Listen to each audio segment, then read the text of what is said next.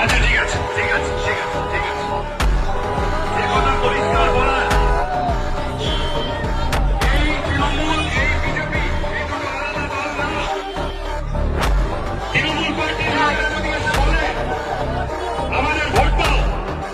মুসলমান পাড়ায় যদি তৃণমূল এসে বলে আমাদের ভোট দাও, আমরা বিজেপির হাত থেকে বাঁচাবো, তৃণমূলের নেতাদের ডাকবে, ডেকে জিজ্ঞাসা করবে পরিষ্কার, আচ্ছা আরএসএস বিজেপি তারা স্বাধীনতা সংগ্রামে অংশগ্রহণ করেনি, তাদেরকে তোমার মমতা ব্যানার্জি দেশপ্রেমিক বলেছিল কেন? আরএসএস বিজেপিকে তোমার